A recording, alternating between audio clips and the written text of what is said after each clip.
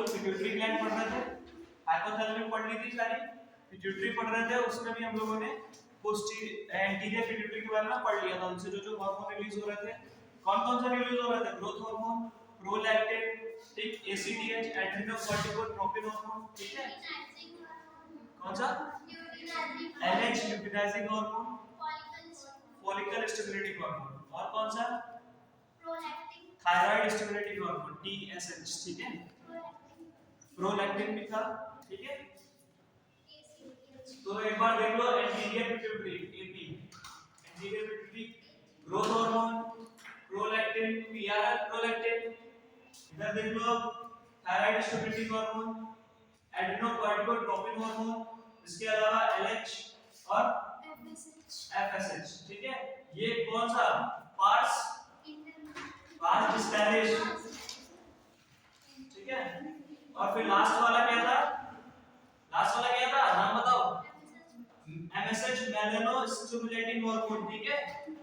याद तुम्हें यही करना है, पहला वाला वर्ड है स्टिमुलेटिंग हार्मोन, मतलब वो रिलीज करेगा, इनहिबिटिंग हार्मोन मतलब वो इनहिबिट करेगा, वर्क करेगा, ठीक। तो आईएच हो तो इनहिबिटिंग हार्मोन, एसएच है तो स्टिमुलेटिंग हार्मोन या रिलीजिंग हार्मोन, ठीक। इसको पार्स इंटरमीडिएट दो पार्ट से मिलकर बनता था ना, जो आगे की पिट्यूटरी है एंटीरियर पिट्यूटरी, वो दो पार्ट से, पार्स डिस्टैलिश और पार्स इंटरमीडिया से, ठीक है। लेकिन मेनली इससे बनती है, तो इसके लिए एंटीरियर पिट्यूटरी को पार्स डिस्टैलिश भी कह दिया जाता है। इसके अलावा इसका नाम एडिनो हाइपोफिसिस है, ठीक है। तो ये इस पार्ट से 6 हार्मोन निकल रहे हैं, ये वाले हैं growth hormone, prolactin, thyroid stimulating hormone, adrenocorticotropin hormone, luteinizing hormone और फॉलिकल स्टिमुलेटिंग हार्मोन।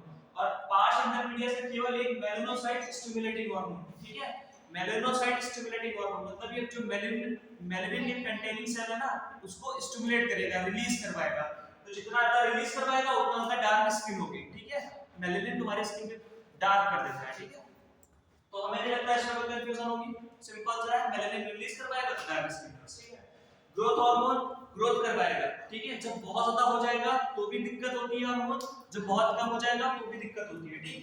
तो ग्रोथ बहुत ज्यादा बढ़ता है कि तो जाइंट सुना है, जाइंट बहुत बड़े लोग को जाइंट कहते हैं, तो वो डिजीज होती है जाइगेंटिज्म, ठीक है। उसमें क्या है, या तो शरीर बड़ा हो जाएगा या हाथी बहुत बड़ा हो जाएगा, ठीक है।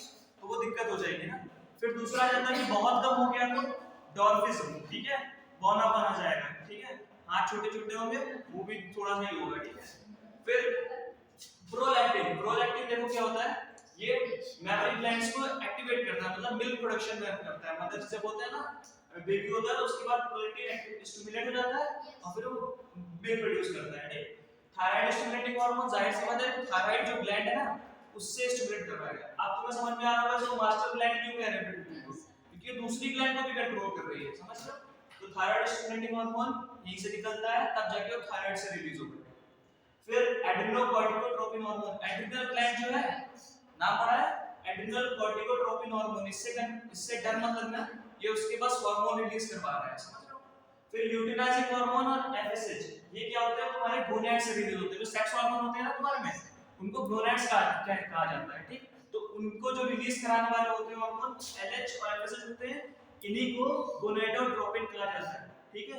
जो कल तुमने जीएनआरएच लिखा था गोनेडोट्रोपिन रिलीजिंग हार्मोन, तो वो ये वाले हार्मोन रिलीज करवा रहा है, ठीक है। तो बड़े-बड़े टर्म से कंफ्यूज नहीं होना, रिलेट करके चलोगे तो आराम से समझ में आएगा। गोनेड्स जो रिलीज करेंगे वो गोनेडोट्रोपिन हार्मोन, और गोनेडोट्रोपिन हार्मोन एलएच और एफएसएच, ठीक है। तो ये तुम्हारा एंटीरियर पिट्यूटरी हो गया, ठीक। अब पोस्टीरियर पिट्यूटरी, इसका नाम बताओ। न्यूरो हाइपोफिसिस, न्यूरो हाइपोफिसिस, ठीक है। अब न्यूरो वर्ड आ गया, मतलब किसके कंट्रोल में है, ये डायरेक्ट कंट्रोल में होगा हमारे दिमाग के, याद कहते हैं हाइपोथैलेमस के, डायरेक्टली कंट्रोल बाय हाइपोथैलेमस। इसको कोई नहीं भूलेगा, चाह के भी नहीं भूल सकते हो, ठीक है। Directly under control of hypothalamus, ठीक है। इसके जो हार्मोन है उनका नाम क्या था, दो कितने हार्मोन थे, दो थे, ऑक्सीटोसिन और वैसोप्रेसिन, ठीक है। इसको तो पढ़ चुके हो, वैसोप्रेसिन पढ़ चुके हो। दूसरा नाम बता इसका ADH, full form anti diuretic hormone, ठीक है।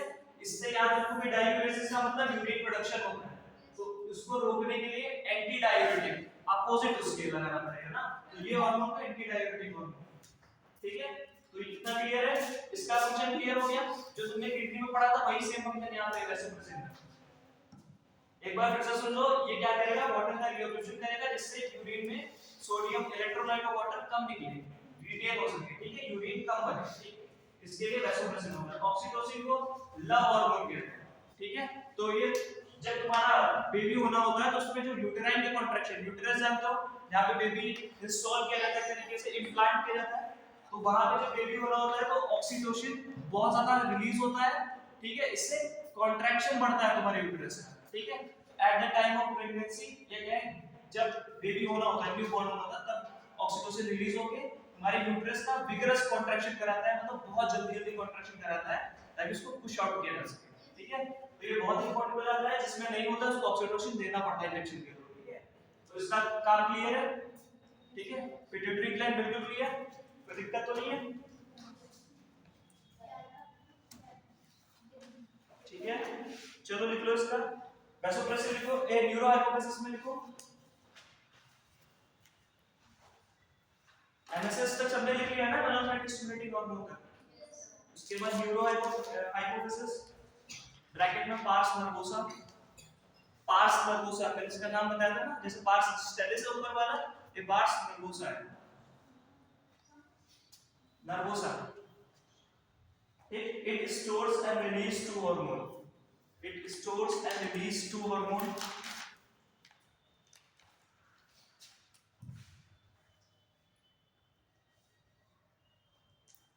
called oxytocin and vasopressin. Called oxytocin and vasopressin, which actually synthesized by hypothalamus.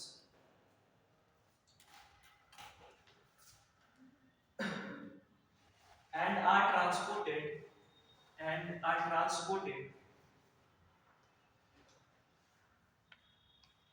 axonally, axon जो पार्ट होता है न्यूरॉन का, वो बोला axonally, मतलब axon के थ्रू पास होके axonally to neuro hypophysis,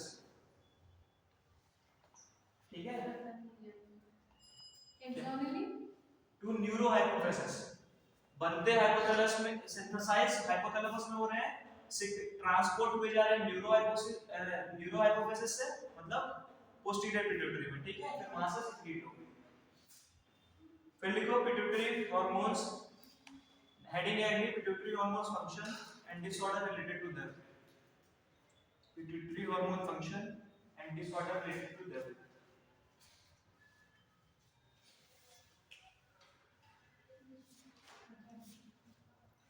पहला है जीएच डैश करके, फर्स्ट है जीएच ग्रोथ हार्मोन, जीएच लिखना, ठीक है। डैश करो, इट स्टिमुलेट बॉडी ग्रोथ, ये बॉडी की ग्रोथ को स्टिमुलेट करेंगे।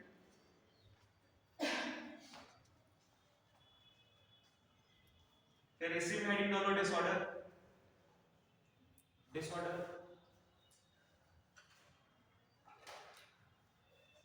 पहला है डॉर्फिज्म, डॉर्फिज्म होना पहले होता है इसको डॉर्फिज्म, ठीक है। इसके डैश करके इसके आगे डॉर्फिज्म क्या लिखूंगा, deficiency of GH, growth hormone की डेफिशिएंसी से डॉर्फिज्म होता है। सबको पता है ना, इसमें आगे तो लिखवाने की जरूरत पड़ेगी नहीं, डॉर्फिज्म सबको क्लियर है, दोनापन कम होगा ग्रोथ हार्मोन तभी तो दोनापन होगा, ठीक है।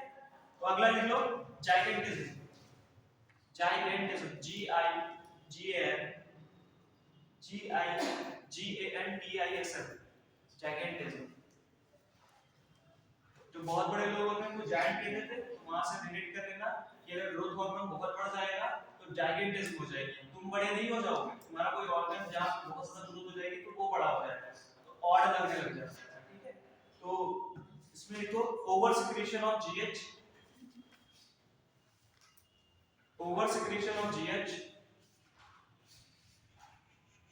stimulate abnormal growth, over secretion of GH stimulate abnormal growth.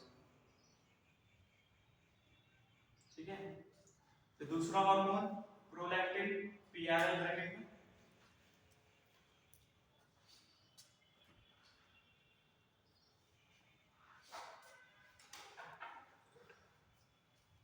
Dash करो। It regulate mammary glands, MEMMAR, mammary glands.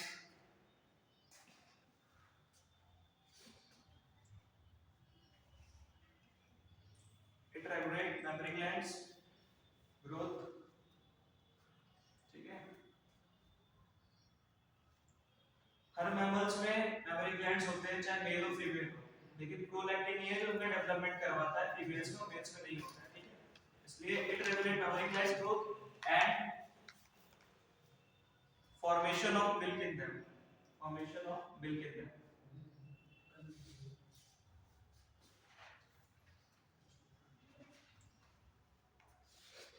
Third है TSH, शॉर्ट में लिखना, नाम तो मैं याद ही हो गया होगा, अभी तक मैंने अगर पढ़े होगे तो याद ही होगा, थायराइड स्टिमुलेटिंग हार्मोन।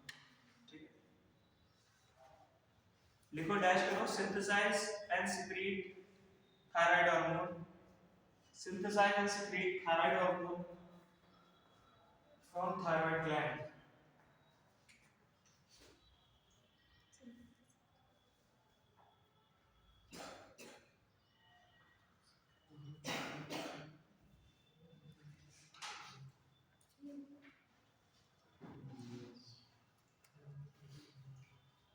ठीक है, फिर ACTH,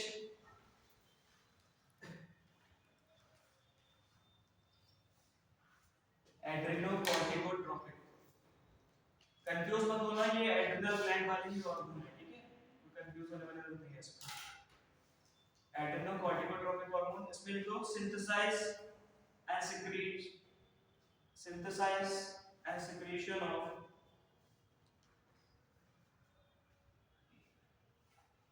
steroid hormone like glucocorticoids, like glucocorticoids, glucocorticoids from adrenal cortex।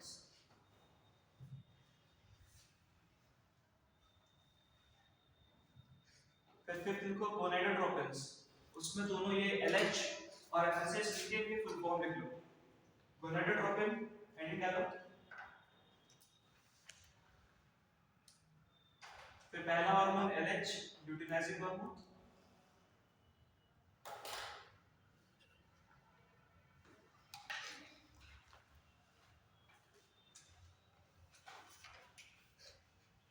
देखो, synthesize and secrete androgen, androgen ये मेल में होते हैं। ठीक है, मेल में LH में देखो, synthesize and secrete androgen in male. ठीक है, जो ल्यूटिनाइजिंग हार्मोन है, इसका काम क्या है, जो मेल में मेन हार्मोन होता है एंड्रोजन, इसको ये सिंथेसाइज करेगा और सीक्रेट करेगा। ठीक है, जिसको अभी नहीं याद हो रहा तो आगे पूरे चैप्टर इसके आने वाले हैं LH और FSH के, तो यहाँ पे थोड़ा शॉर्ट ही रखूंगा, आगे तुम्हें ज्यादा समझ में आ जाएगा। ठीक है, सिंथेसाइज एंड सीक्रेट एंड्रोजन, नाम याद कर लो बस, एंड्रोजन मेल में होता है। ठीक है, मेल में जो गोनाडोट्रोपिन है वो क्या है, एंड्रोजन, दूसरा टेस्टोस्टेरोन होता है, दो हार्मोन होते हैं। फिर फीमेल में नहीं, हाँ FSH में लिखो, FSH stimulate growth of ovarian follicle, stimulate growth of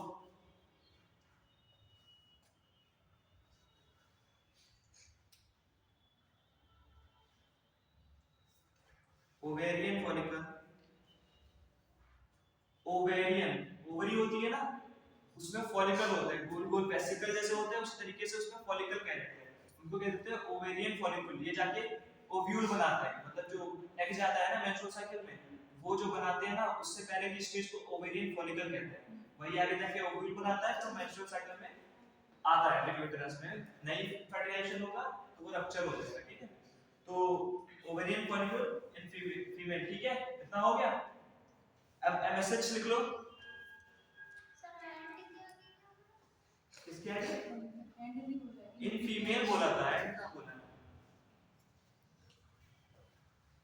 MSH का एक्ट ऑन मेलानोसाइट्स,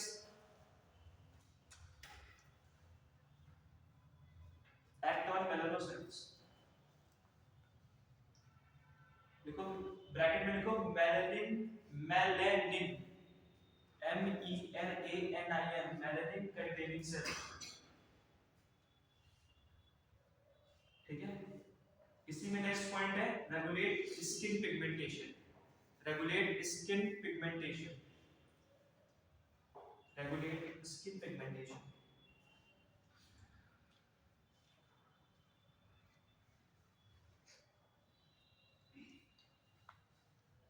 फिर नेक्स्ट हार्मोन ऑक्सीटोसिन, दो बचे हैं बस, फिर अगला पढ़ना है। ऑक्सीटोसिन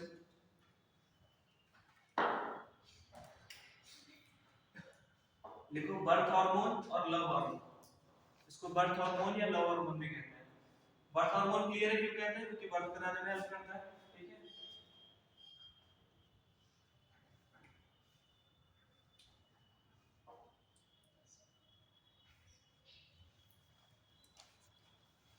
देखो help in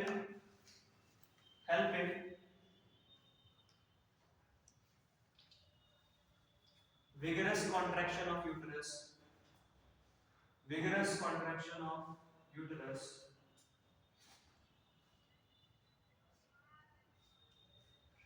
at time of childbirth,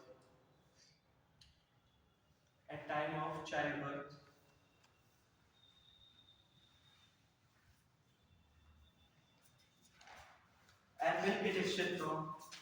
and milk ejection from mammary glands। Last hormone है वैसोप्रेसिन, वैसोप्रेसिन डालो, एडीएच डाल दो, उसको नहीं लिखवा रहे हैं, लिखवा चुके हैं, ठीक है। Vasopressin ADH. अब बहुत शॉर्ट सी, इसके बाद कौन सी ग्लैंड आती है? पिट्यूटरी के बाद कौन सी ग्लैंड थी? पीनियल ग्लैंड, ठीक है। ये बहुत आसान सी ग्लैंड है, इसको याद कर लो, इससे एक क्वेश्चन बहुत इजी आ सकता है, आता भी है, ठीक है।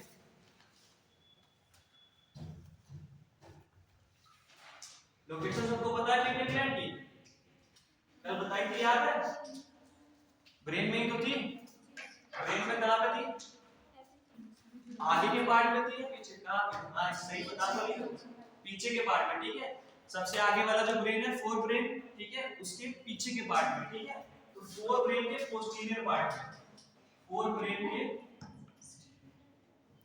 पोस्टीरियर पार्ट में, ठीक है।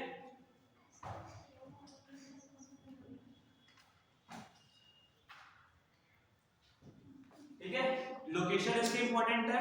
दूसरा हो जाता है ये क्या, तुम्हारे 24 आवर की जो रिदमिक साइकिल होती है, रिदमिक साइकिल मतलब एक चीज होती है ना, तुम सुबह उठते हो, जैसे मान लो कोई 7 बजे उठता है, कोई 10 बजे उठता है, तुम्हारे उसी हिसाब से सब कुछ होता है, नहाना धोना खाना पीना, ठीक उसी हिसाब से एडजस्ट करते हो। कुछ लोग होते हैं नाश्ता करते हैं, कुछ लोग नाश्ता नहीं करते, है कि नहीं है?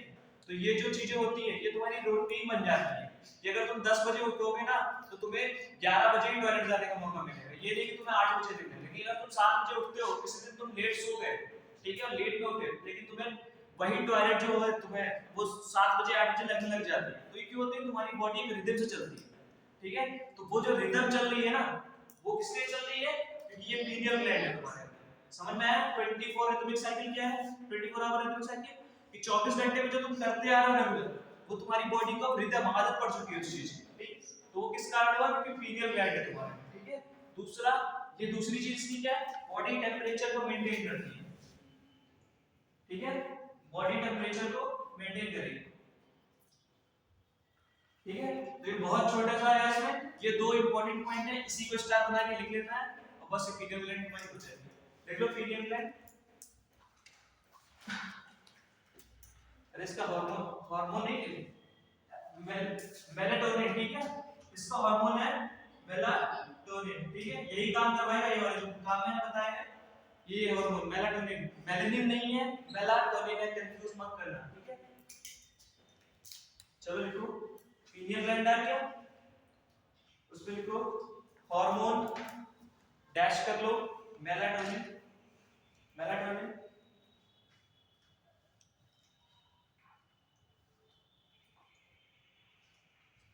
ठीक है, located on dorsal side of forebrain, located on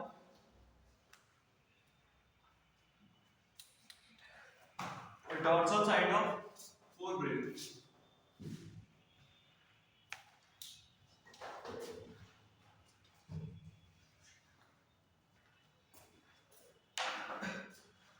located on dorsal side of forebrain। फिर लिखो melatonin regulate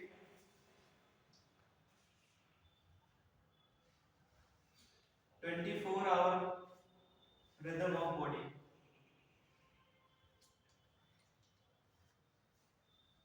For example,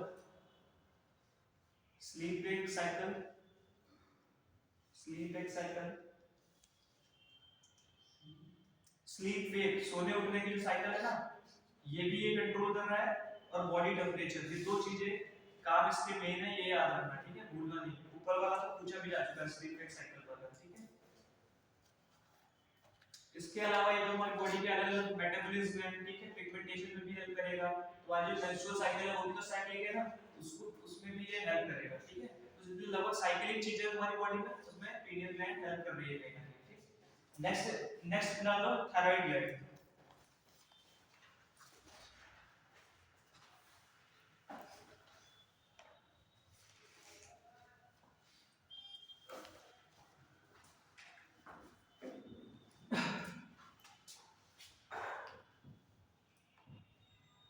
thyroid gland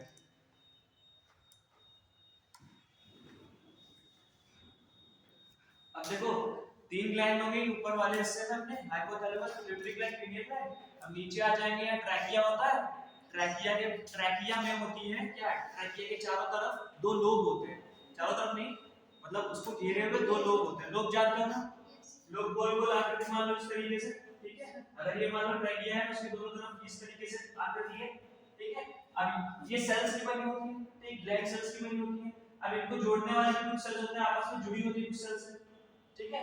तो अगर ये ट्रैकिया है तुम्हारी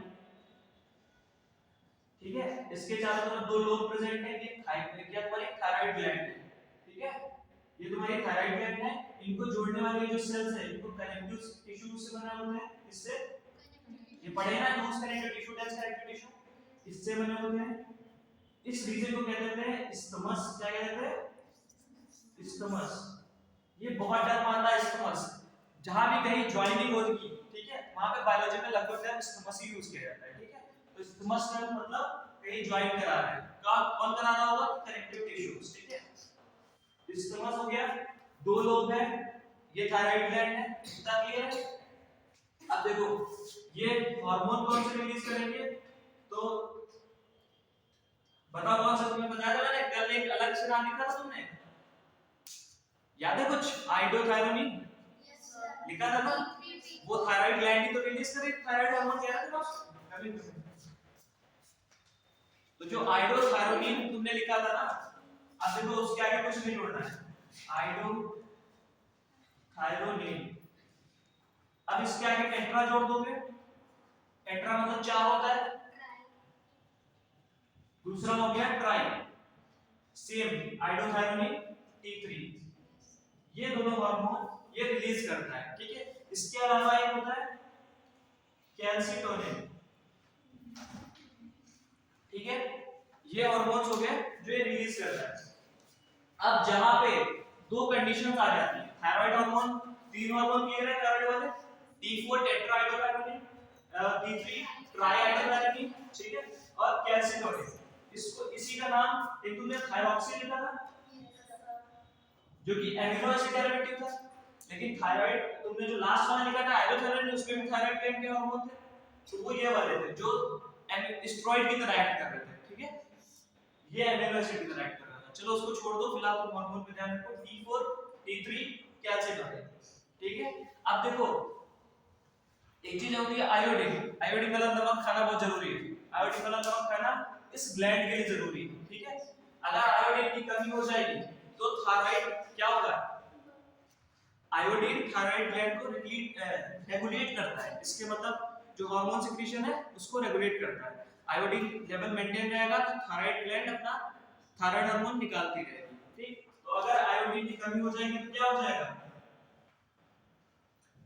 क्या हो जाएगा, कम हो जाएगा, ज्यादा हो जाएगा, थायराइड इसका सिक्रीशन कम हो जाएगा ना, तो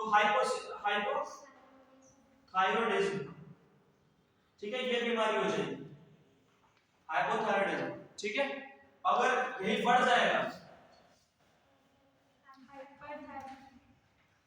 थायरॉयडिज्म, देखो बढ़ाने वाला आयोडीन नहीं है, आयोडीन से बढ़ेगा नहीं, आयोडीन से मेंटेन होगा। ठीक है, तो ऐसा नहीं कि नमक बहुत ज्यादा खा लोगे आयोडीन वाला तो तुम्हारे हाइपरथायरॉयडिज्म हो जाएगा। ये किसकी वजह से होता है, या तो इसमें कैंसर हो जाए, हमारी थायराइड ग्लैंड में कैंसर हो जाए तभी बढ़ जाएंगे। ठीक है, या तो इसमें नोड्यूल हो जाए। नोड्यूल क्या होता है, जहां पे स्टोर होने लग जाती है कोई चीज। ठीक है, एक आउटग्रोथ हो जाती है थायराइड ग्लैंड में, उसमें कुछ स्टोर होने लगे। अगर थायराइड ग्लैंड में कोई आउटग्रोथ हो गई है, वहां पे थायराइड हार्मोन लगातार इकट्ठा होता जा रहा है, यूज नहीं हो रहा है, तो वो दिक्कत की बात है ना। ओवर हार्मोन भी दिक्कत है, कम हार्मोन भी दिक्कत है। ठीक, तो यहाँ पे कम हो रही है इसलिए हाइपोथायराइडिज्म। ठीक है, और यहाँ पे ये किस कारण हो रहा है, क्योंकि आयोडीन की डेफिशिएंसी हो रही है। हाइपरथायराइडिज्म किसलिए हो रहा है, क्योंकि कैंसर हो गया है या थायराइड ग्लैंड में, या तो नोड्यूल बन गया जिसमें लगातार क्या थायराइड इकट्ठा होता चला जा रहा है। ठीक, तो इसको कहते हैं, इस कंडीशन को कहते हैं ग्रेव्स डिजीज। क्या कहते हैं, ग्रेव्स डिजीज, या इसी को कहते हैं एक्सोथेलिक गोइटर। घेगा और सुना है? मोटा मोटा हो जाता है यहाँ पे। ठीक है, तो वो गोइटर होता है। तो इसकी कमी से, आयोडीन की कमी से सिंपल गोइटर। ठीक है, लेकिन जो हाइपर सिक्रीशन हो जाएगा, बढ़ जाएगा, तो एक्सोपेथेलिक गोइटर या ग्रेव्स डिजीज, या इसको पैरी डिजीज कह देते हैं। ठीक, लेकिन तुम दो नाम याद रखो, एक्सोपेथेलिक गोइटर और ग्रेव्स डिजीज, क्योंकि तुम्हारी बुक में है। ठीक है, बाकी पैरी डिजीज भी इसको कह देते हैं। और ठीक है, तो इसके बाद आता है ये वाला हार्मोन, कैल्सिटोनिन। कैल्सिटोनिन हमारे ब्लड शुगर लेवल को, ब्लड कैल्शियम लेवल को लो करने के काम आता है, लो करने के काम आता है।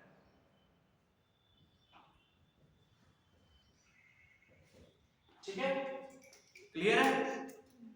चलो एक बार फिर से तीन हार्मोन के नाम बताओ, तुम लोग को बताना है।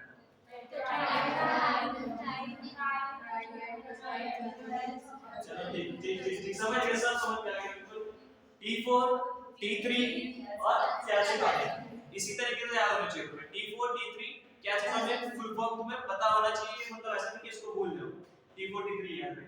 ठीक है, कॉमन लैंग्वेज में T4, T3 यूज होते हैं। ठीक है, कैल्शिटोनिन।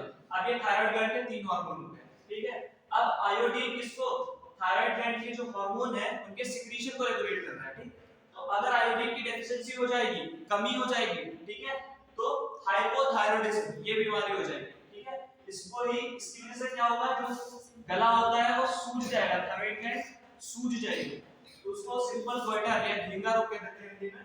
ठीक, फिर आ जाता है दूसरा पार्ट कि अब अगर बढ़ गया तो क्या करेंगे, तो बढ़ेगा कैसे, या तो कैंसर हो जाए, बहुत ज्यादा सेल्स बन जाए। ठीक है, या तो नोड्यूल हो जाए जिसमें थायराइड ग्लैंड का सिक्रीशन इकट्ठा हो जाए। ठीक है, इसको हाइपरथायरॉयडिज्म कहते हैं। इसको ही ग्रेव्स डिजीज कह देते हैं, इसको ही एक्सोथेलिक थैलेमिक गिटार कहते हैं, गोइटर कहते हैं। ठीक है, गिटार नहीं कहना, गोइटर कहना। ठीक है, मेरे से ठीक है, क्लियर है? इतनी चीजें क्लियर है? चलो लिख लेते हैं, फिर थोड़ा सा आगे हल्का सा बहुत बड़ा फंक्शंस बचे हुए हैं।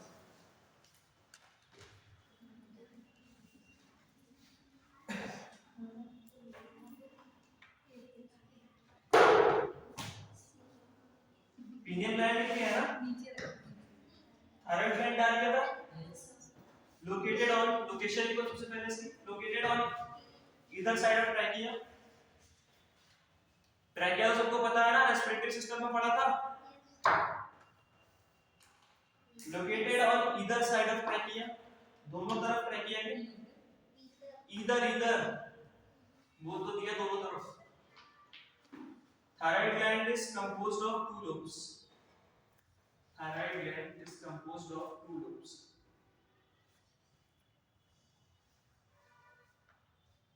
फिर नेक्स्ट पॉइंट है स्टमस, हेडिंग डालो, मतलब ब्लैक में लिखना है स्टमस, डैश कर लेना।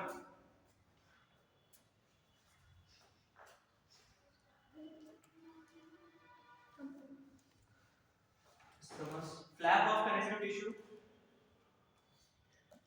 Flap of connective tissue, interconnect two lobe, दोनों लोगों को कनेक्ट करने वाले जो कनेक्टिव टिश्यू है उसको इस्टमस कहा जाता है, ठीक है।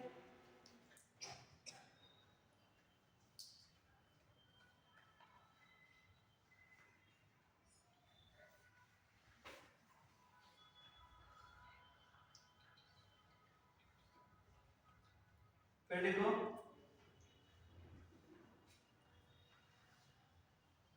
each lobe contain follicle cells, each lobe contain follicle cells,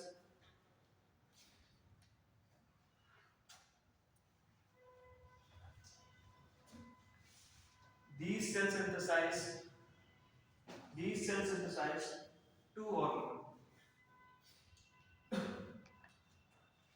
these cells synthesize two hormones,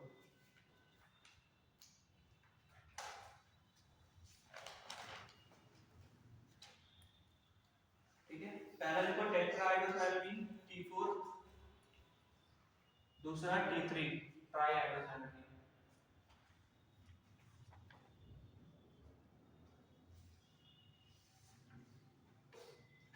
फिर एक नोट लिखो, iodine is essential, iodine is essential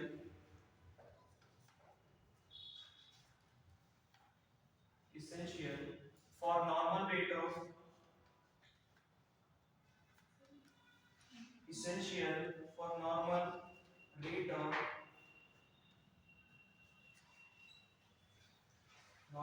of hormone synthesis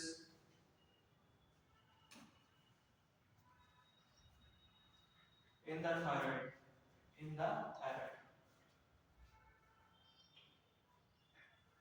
heading disorder,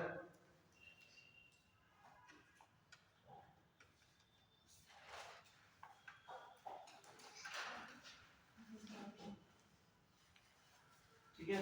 पहला लिखो हाइपोथायरॉयडिज्म, हाइपोथायरॉयडिज्म,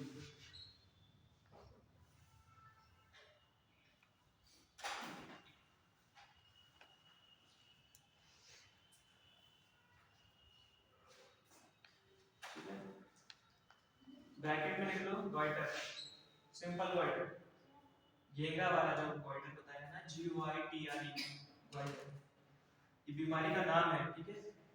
हाइपोथायरॉयडिज्म क्या है, कंडीशन है, इसी को सिंपल लैंग्वेज में गॉइटर कहा जा रहा है अंग्रेजी में, और हिंदी में घेंगा कहा जाता है, ठीक है। डैश कर लो, enlargement of thyroid gland due to iodine deficiency,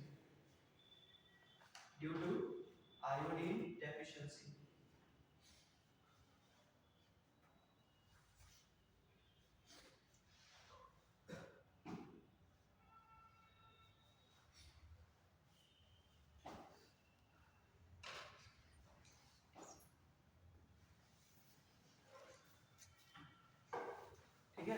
फिर लिखो हाशीमोटो डिजीज,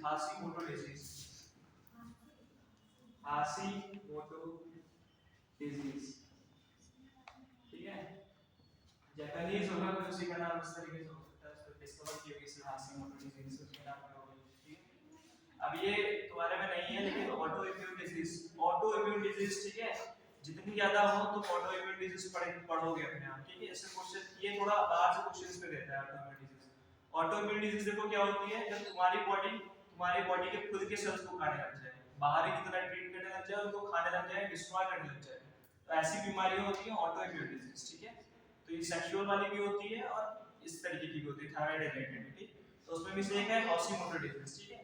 इसमें क्या होगा, अब ऑटो इम्यून डिजीज है, मतलब तुम्हारी थायराइड ग्लैंड को ही खाने लग जाएगा, उसकी सेल, तुम्हारी बॉडी उसको डिस्ट्रॉय करने लग जाएगी थायराइड ग्लैंड को, ठीक है।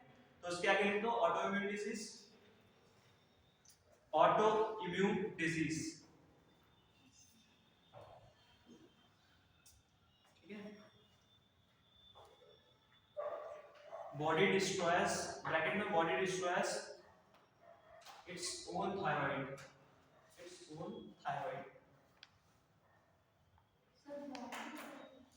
बॉडी डिस्ट्रॉयर्स नष्ट कर देती है इट्स ओन थायराइड, अपनी खुद की थायराइड को डिस्ट्रॉय करने की कंडीशन होती है हाशिमोटो डिजीज में, ठीक है।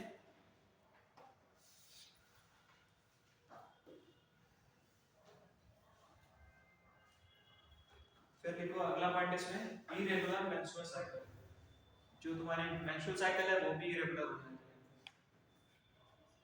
कोई भी हार्मोन डिस्टर्ब होगा तो समझो मेंस्ट्रुअल साइकिल तो डिस्टर्ब हो ही जाएगी, ठीक है। ज्यादातर इफेक्ट वहीं पे आता है फीमेल्स पे, ठीक है। इरेगुलर मेंस्ट्रुअल साइकिल्स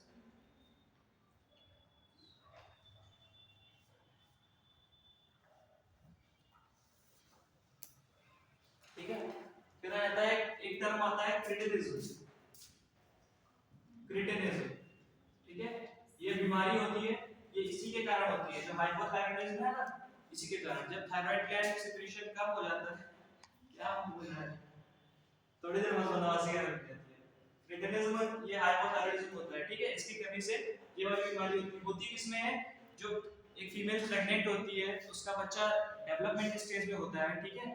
तो क्या होता है, उसमें स्टंटेड ग्रोथ रुक जाती है। ग्रोथ रुक जाएगी किस चीज की, दिमाग के जो नर्व सेल्स बन रहे हैं उनमें रुक जाएगी, ठीक। इसके कारण क्या होगा, पहली चीज तो स्टंटेड ग्रोथ हो जाएगी, रुक जाएगी ग्रोथ, ठीक है। रिटार्डेशन आएगा, रिटार्डेशन मतलब दिमाग बहुत अच्छा नहीं रहेगा, दिमाग अच्छा नहीं रहेगा तो लो इंटेलिजेंस होगा, ठीक है। लो इंटेलिजेंस होगा, साथ में अब डेवलपमेंट भी बढ़िया नहीं हो पा रहा है, ग्रोथ तो बढ़िया हो नहीं पा रही, डेवलपमेंट भी बढ़िया नहीं होगा, तो स्किन भी अच्छी नहीं होगी, एबनॉर्मल स्किन होगी, ठीक है। समझ गए क्रिटिनिज्म क्या है, ये किसमें होती है, प्रेग्नेंट वुमेन है, उसका बच्चा भी डेवलपमेंट स्टेज में है, ठीक है। तो डेवलपमेंट स्टेज में जब तुम्हारे आयोडीन की कमी हो जाएगी तो ये सारी दिक्कतें आ जाएंगी, और ये सारी दिक्कत को एक साथ एक टाइम दे देंगे क्रिटिनिज्म, ठीक है। क्लियर है, तो इसको लिख लो क्रिटिनिज्म। इसको एक्सप्लेन नहीं करेंगे हम, ये तुम्हें किताब से पढ़ना होगा, वरना तुम लिखते लिखते बोर हो जाओगे, पढ़ना भूल जाओगे, ठीक है। क्रिटिनिज्म लिख लो इसमें, हाइपोथायराइडिज्म में। अब एक साथ लिख रहे हो तो इनको इतना याद रखना है, सारी कंडीशन कब आएंगी, जब हाइपोथायराइडिज्म होगा, आयोडीन थायराइड ग्लैंड की सिक्रीशन कम होगा, ठीक। फिर अगला लिख लो हाइपरथायरायडिज्म, जब बढ़ जाएगा थायराइड का सिक्रीशन तो क्या होगा, हाइपर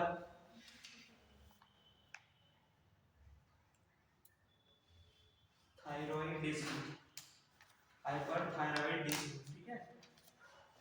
डैश करो, abnormal high level secretion of, abnormal high level secretion of, abnormal high level secretion of thyroid due to cancer, due to cancer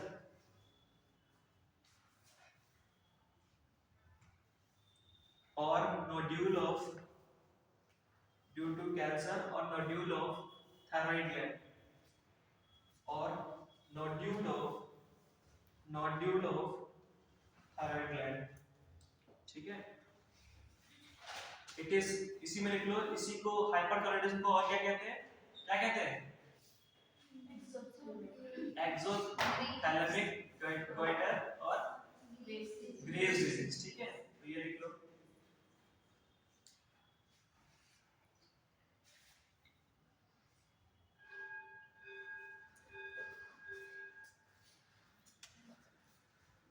M बना लेना है यहाँ पे, एक्सोथैलेमिक गोइटर, ठीक है। इसी को ग्रेव्स डिजीज कहा जाता है, हाइपरथायरायडिज्म जो है उसे को, ठीक है। अब role of thyroid hormone, role क्या है,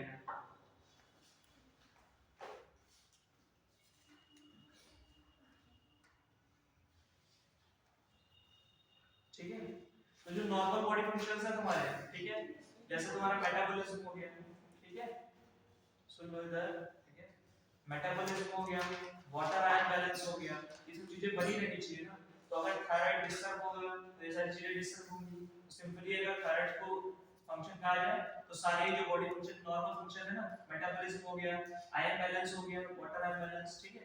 इसके साथ साथ क्या है, कैल्शियम बैलेंस करना, ठीक है। ये भी इसका काम हो गया। तो कैल्सिटोनिन पढ़े हमने, लास्ट वाला हार्मोन देखा, एक तरीके से इसका रोल हो गया इसमें कैल्सिटोनिन का। ये क्या करेगा, जब तुम्हारा कैल्शियम बढ़ने लग जाएगा ना तो उसको लोअर कर देगा। ठीक है, समझ रहे हो ना? ठीक है, ये देख लिया ना तुमने, ब्लड कैल्शियम लेवल को लो करता है कैल्शियम। ठीक, तो ये इसका एक फंक्शन हो गया थायराइड ग्लैंड का। चलो लिखो, regulate metabolism, regulate metabolism.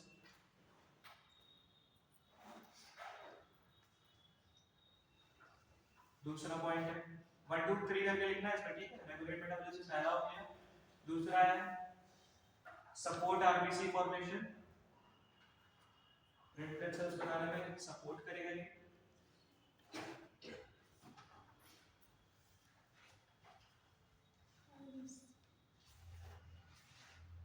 Influence water ionic balance, influence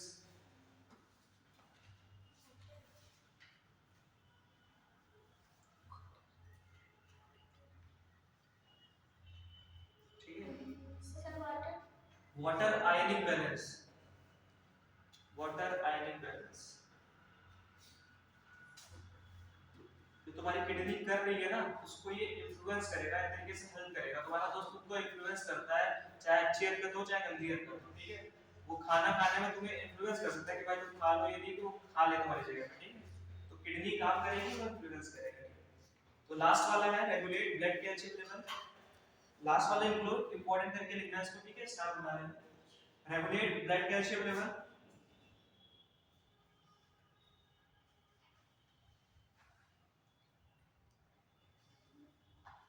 by protein hormone,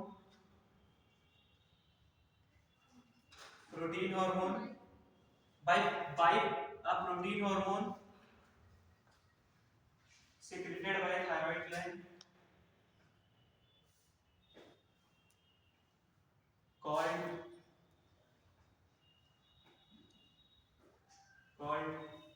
क्या कह रहे हैं उसको, कैल्सिटोनिन। ठीक है, इसको थायरोकैल्सिटोनिन लिख लो।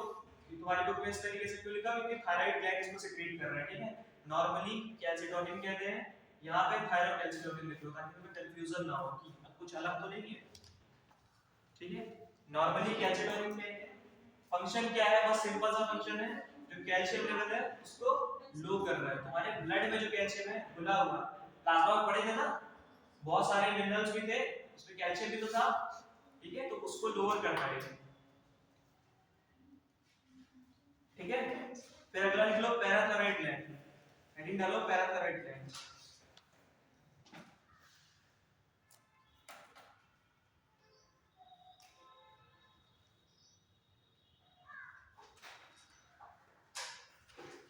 ठीक है, अब ये वाला हार्मोन थोड़ा ध्यान रखना है, जो कि लास्ट में पढ़ा था कैल्सिटोनिन, जस्ट इसका अपोजिट काम पैराथायरॉइड हार्मोन का है। ठीक है,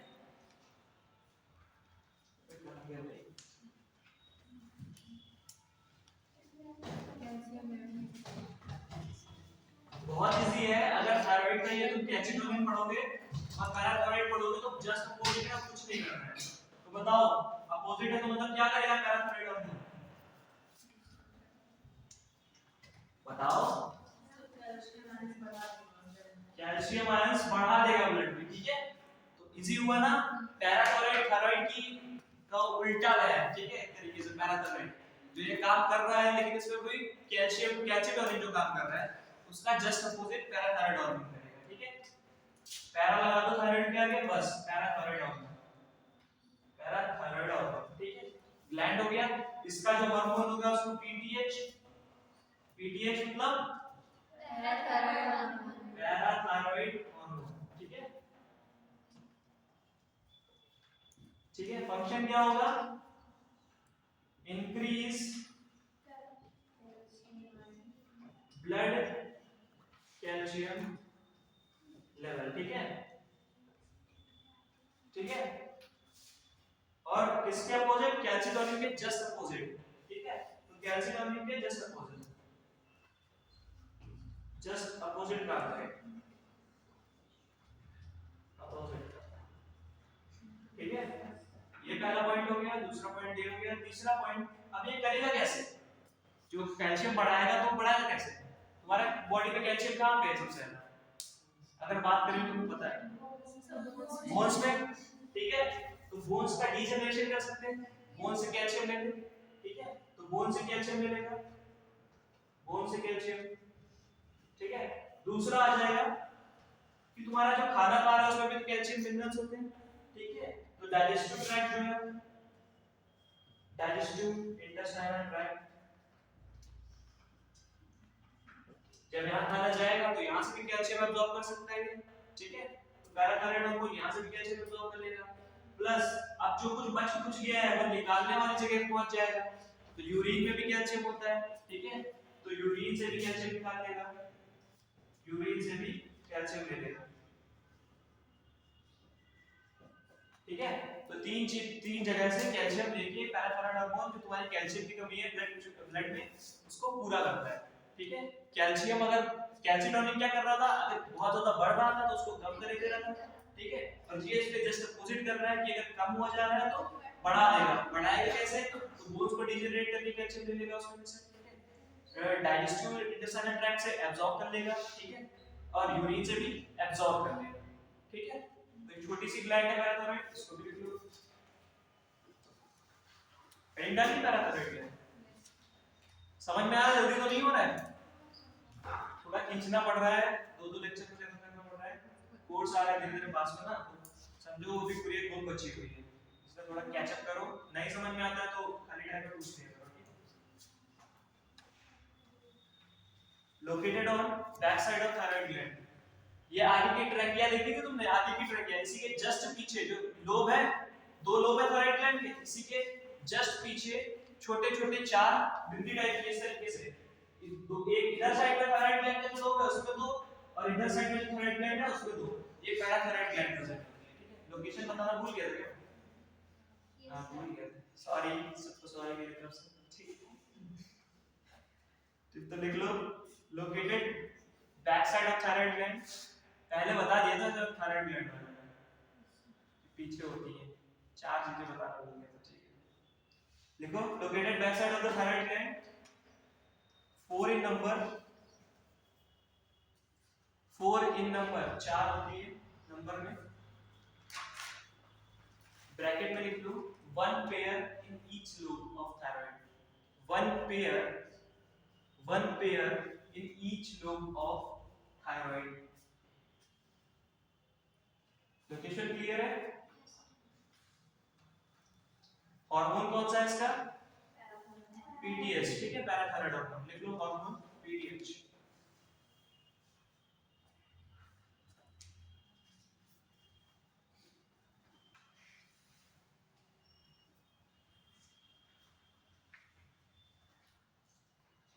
फिर लिख लो पीटीएच इंक्रीज, नेक्स्ट पॉइंट है PTH increase calcium level, calcium level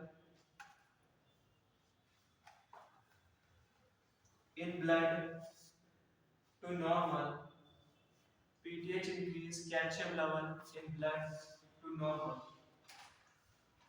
ठीक है। बहुत नहीं बढ़ाएगा, नॉर्मल लाएगा, ठीक है। कम करना होगा तो कैल्शियम जो कम कर रहा है नॉर्मल तक ही कम करेगा, ये नहीं कि घटा दे बिल्कुल, ठीक है। तो ये पीटीएच क्या करेगा, इंक्रीज करेगा नॉर्मल तक कैल्शियम लेवल, इसमें बाई तक लिख के नॉर्मल बाई डैश कर लो, पहला पॉइंट है, करेगा कैसे, तो पहला है drawing calcium from bones, drawing calcium from bones, bone से ले लेगा कैल्शियम, पीछे में समझ में आ रहा है, पीछे समझ में आ रहा है?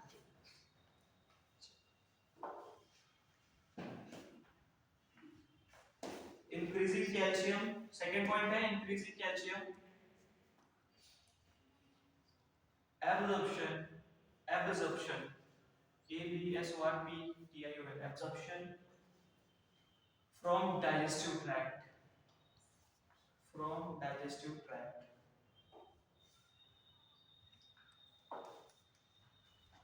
थर्ड है reducing loss of calcium, reducing loss of calcium by urine,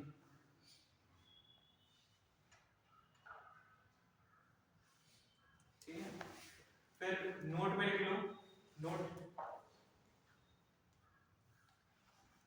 PTH, parathyroid hormone PTH opposes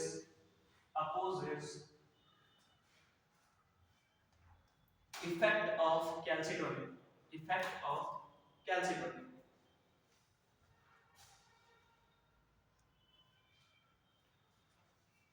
ठीक है।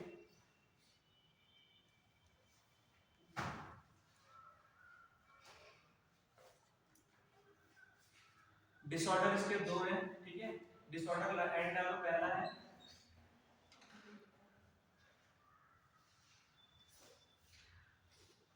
ऑस्टियोपोरोसिस,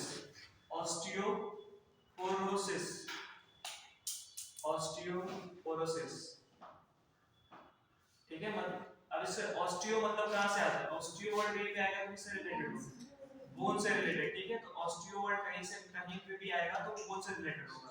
पोरोसिस, उसमें पोर्स बनना है, ठीक है। नाम से क्लियर हो रहा है, पोर्स बनना है। पोर्स कैसे बनना है, अब काम क्या है, पैराथायरॉयड को कैल्शियम लेना बोन से, तो अगर ज्यादा ले लेगा तो उसमें गड्ढे हो जाएंगे, पोर्स बन गए, सिंपल ऑस्टियोपोरोसिस, ठीक है। क्लियर है ना? ये होगा कब, ड्यू टू हाइपर पैराथायरॉयडिज्म, लिख लो ड्यू टू हाइपर पैराथायरॉयडिज्म, ठीक है। जब बहुत ज्यादा पैराथायरॉयड मिलने लगेगा तो वो क्या करेगा, कैल्शियम बहुत ज्यादा लेने लगेगा भाई।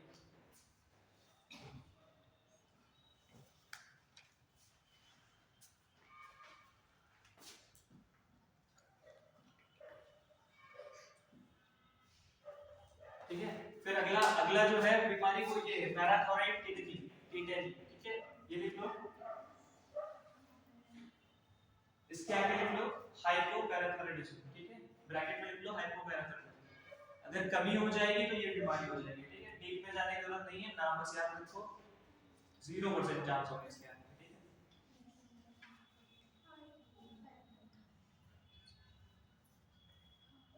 इसके बाद कौन सी ग्लैंड आती है, पैराथायरॉयड के बाद कौन सी ग्लैंड आती है, एड्रीनल, नहीं जो लिखवाया था हमने, थाइमस ना, वो ऑर्डर है, ठीक है। वो ऊपर से नीचे का ऑर्डर है जो हमने लिखवाया है, ठीक है। उस हिसाब से बताओ तुम्हें क्या लिखा, बुक में जो लिखा होता है ये ऐसे अनविज्ञ तरीके से कुछ भी नहीं लिख देते ग्लैंड, वो ऑर्डर है, ऑर्डर में लिखी हुई है तुम्हारे ग्लैंड्स, ठीक है। उसी को पढ़ना है।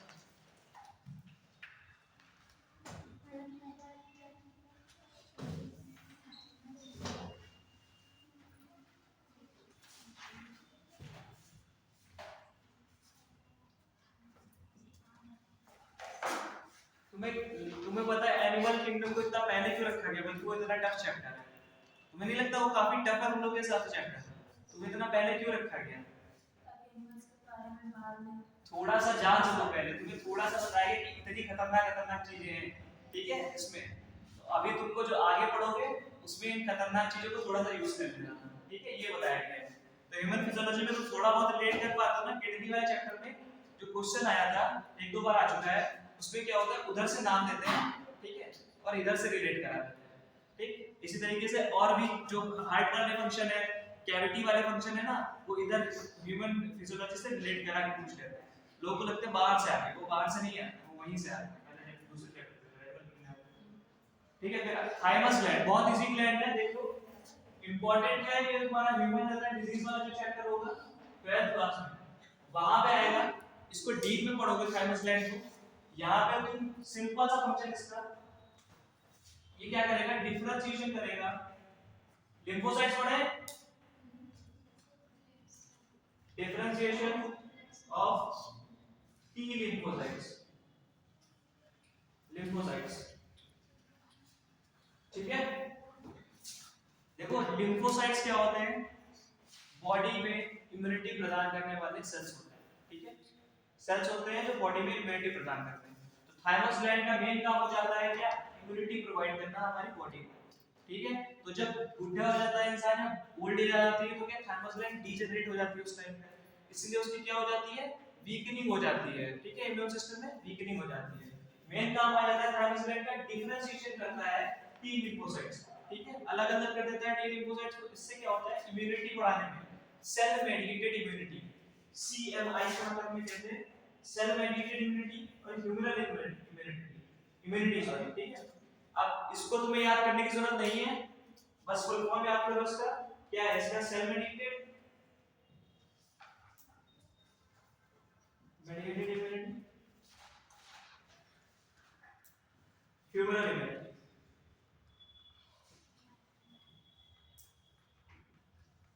ठीक है, जहां तक ये चैप्टर मैं ही पढ़ाऊंगा तो यहाँ पे और डीप जाने की जरूरत नहीं है, बस इतना याद रखो ये इम्यूनिटी अलग दो तरीके की इम्यूनिटी होती है। ये सेल के कारण होगी सेल मेडिएटेड इम्यूनिटी, मतलब टी लिम्फोसाइट्स एक सेल होंगे जो तुम्हें सेल मेडिएटेड इम्यूनिटी प्रोवाइड करेंगे।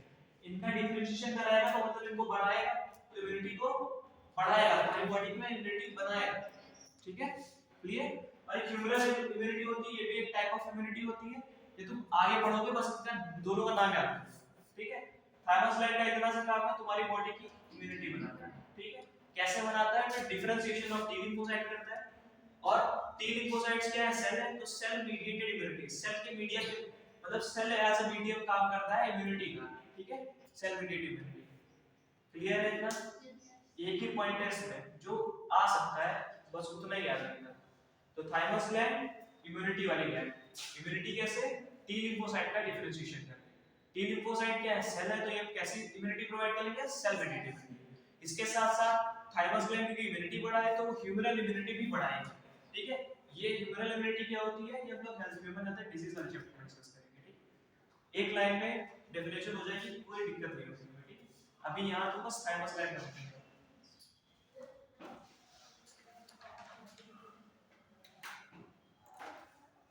ठीक है, चलो लिखो thymus, thymus gland.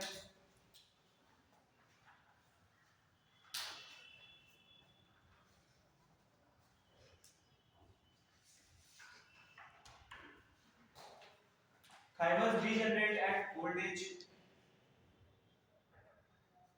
Thymus degenerate at old age.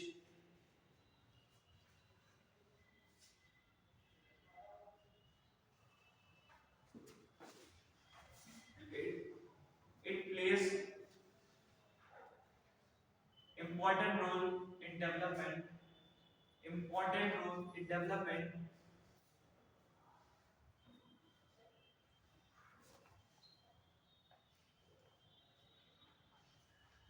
Development of immune system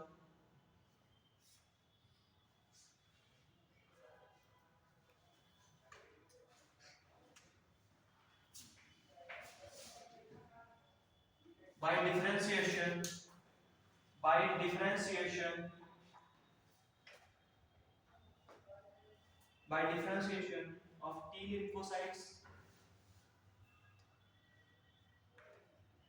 By differentiation of T lymphocyte to provide cell mediated immunity CMI, and also humoral immunity, and also humoral immunity.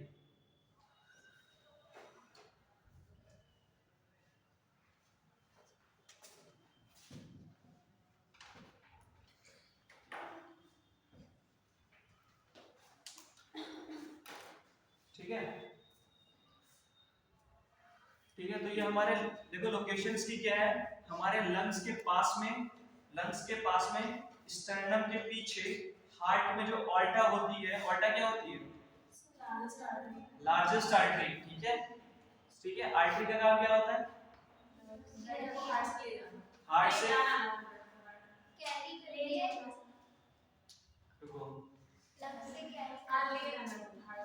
ठीक है, ले जाने का काम है। ठीक है, confuse मत करो। चार चीजें बता दो उसमें, ऑल्टा का काम हो जाता है हार्ट ले जाना। ठीक है, हार्ट से लेके जा रही है, पल्मोनरी आर्टरी लंग को लेके जा रही है। ठीक है, डीऑक्सीनेटेड ब्लड। ठीक, तो उससे याद रखो कि ऑल्टा का काम क्या है? ले जाना है। फिर आ जाता है, हाँ, तो लोकेशन क्या है देखो इसकी, लंग्स के पास में है, ये स्टर्नम है तुम्हारा, स्टर्नम के पीछे है। ठीक है, और ऑल्टा के आगे है, हार्ट होता है यहाँ पे, ऑल्टा के जस्ट आगे है। ठीक है, क्लियर है? तो अब इसको लिख लो अंग्रेजी में बस। ठीक है, अंग्रेजी में लिख लो, located between lungs,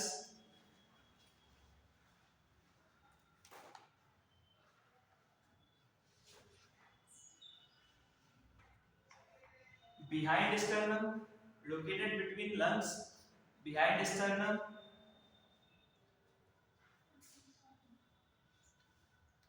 on ventral side of aorta, on ventral side of aorta. as it is location याद करना, ठीक है? अगर आएगी तो as it is ही है, वेंट्रल ही लिखा होगा वहां पे, आगे पीछे नहीं लिखा होगा, ठीक है? वेंट्रल ही लिखा होगा अगर आएगी तो, ठीक है? स्टेटमेंट में ही ऐसे क्वेश्चन आते हैं। फिर रोल लिख लिया ना डेवलपमेंट ऑफ इम्यून सिस्टम, ये तो लिख चुके हो, ठीक है? बस इतनी थाइमस ग्लैंड इतनी सी है। अब याद आती है थोड़ी सी टफ वाली ग्लैंड, एड्रिनल ग्लैंड। देखो एक बार पढ़ो पीछे सारे पिट्यूटरी ग्लैंड से जो लिखा है सारे हार्मोन एक बार पढ़ो।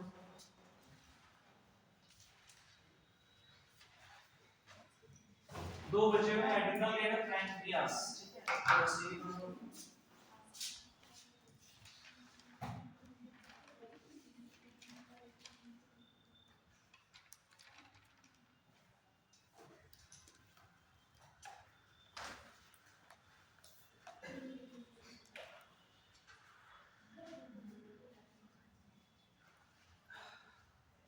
लोकेशन बताओ एड्रिनल ग्लैंड की, तुम लोग को पता है ये किडनी वाले चैप्टर में बताएंगे। तुम लोग बोलो, आगे कुछ तो बोलो। कहाँ होती है तुम बताओ? किडनी के ऊपर, ठीक है? ये सबको याद होना चाहिए, एड्रिनल ग्लैंड किडनी के ऊपर, ठीक है? जो एड्रेनोकॉर्टिकोट्रोपिन तुमने अभी लिखा था इतना बड़ा, वो इसी के हार्मोन के लिए नाम था, ठीक है? उससे कंफ्यूज मत होना, एसीटीएच जो है उसी के हार्मोन के लिए है, ठीक है? फिर आ जाता है कि इसके दो पार्ट होंगे। बाहर के पार्ट को बायोलॉजी में अगर कहा जाता तो क्या कहेंगे? कॉर्टेक्स या मेडुला कहेंगे? कॉर्टेक्स। तो बाहर वाले जो होंगे वो कॉर्टेक्स पार्ट हो जाएगा, एक एड्रिनल कॉर्टेक्स हो जाएगा, और अंदर का पार्ट मेडुला हो जाएगा। अब इसके दो अलग-अलग पार्ट, दो अलग-अलग तरीके के हार्मोन प्रोड्यूस करते हैं, ठीक है? तो अगर हम इसकी बात करें, आउटर एड्रिनल कॉर्टेक्स है, ठीक है? और इनर एड्रिनल मेडुला, ठीक है? पहले हम लोग मेडुला पढ़ रहे थे, इसके दो इसी से हो गए। एड्रिनलिन सुना है? एड्रिनलिन सुना है? नहीं सुना है? नहीं सुना? एड्रिनलिन नहीं सुना तुम लोगों ने? चलो ठीक है, तो कोई बात नहीं सुना तो आप सुन लो कि एड्रिनल मेडुला जो है वो एक हार्मोन रिलीज करती है, इसका नाम एड्रिनलाइन होता है।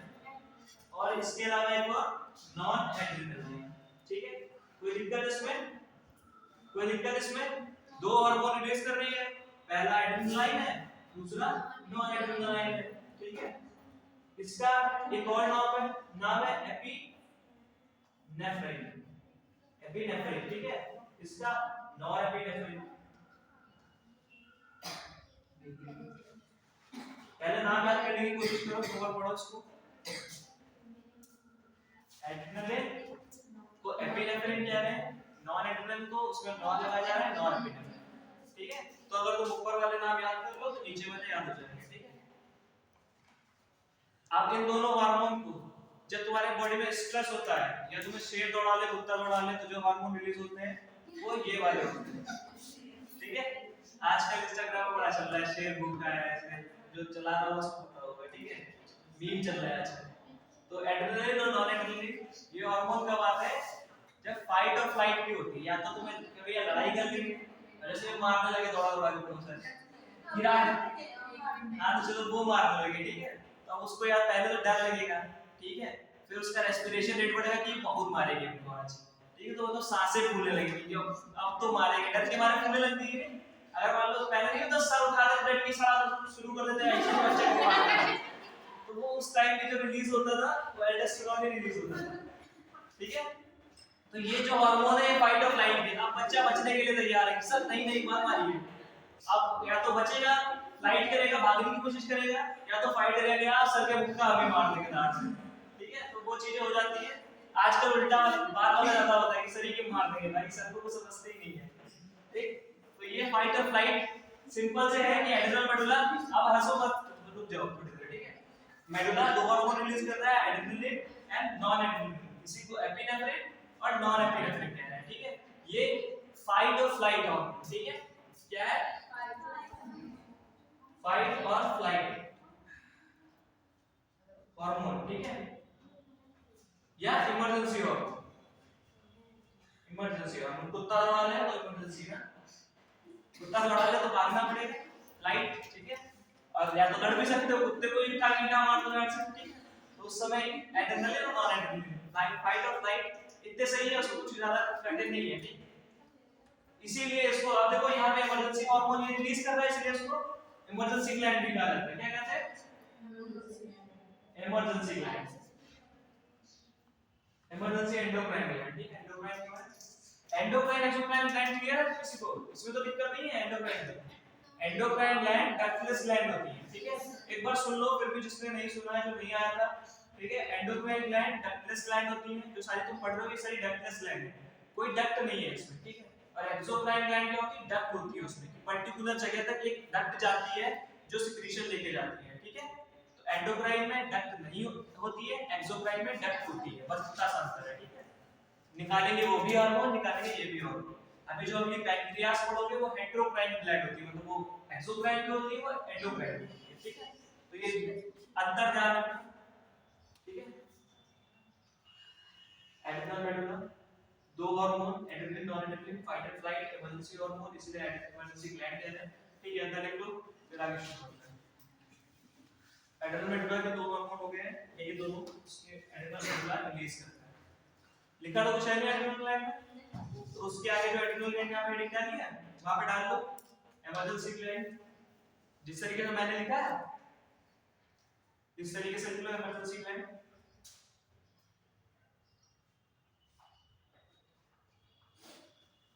फिर located anterior part of each kidney, located anterior part of each kidney, ऊपर, ठीक है, एंटीरियर पार्ट मतलब ऊपर, फिर लिखो अगला पॉइंट है adrenal gland, divided into, dash कर लो,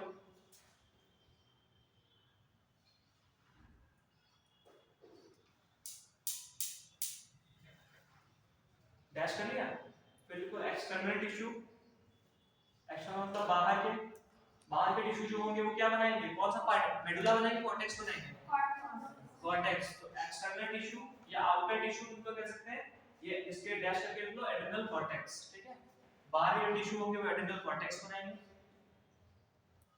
क्या नहीं समझ में आया,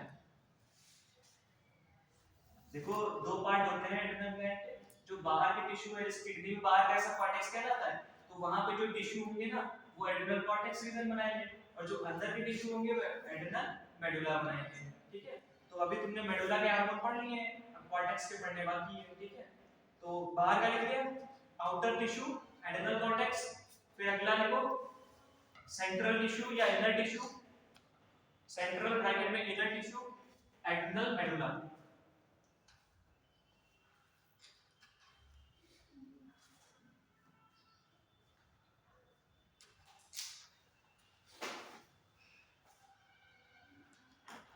ठीक है, फिर लिखो adrenal medulla, adrenal medulla,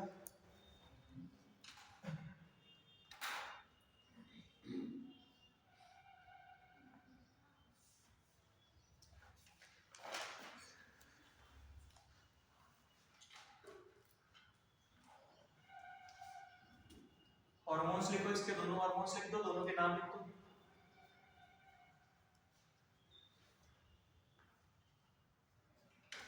adrenaline bracket में एपिनेफ्रिन या स्लैश करके एपिनेफ्रिन, दूसरा है नॉन एड्रेनलिन फिर nor epinephrine, nor epinephrine, non adrenaline उसको ब्रैकेट में नॉर एपिनेफ्रिन,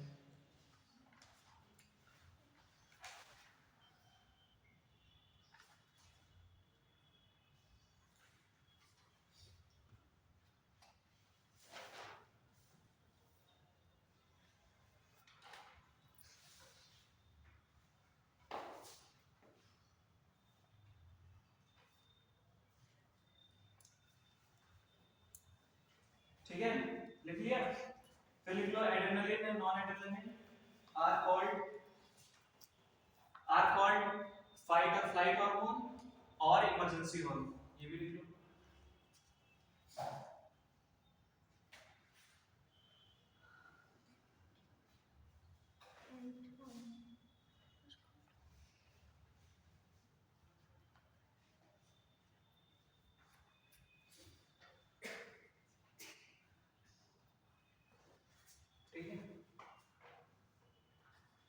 अब देखो ये किडनी के ऊपर है, किडनी का कनेक्शन होता है ना लीवर के साथ, थोड़ा बहुत होता है ना, एक्सक्रीशन में हेल्प करता है कहीं लीवर, ठीक है, सिक्रीशंस होते हैं।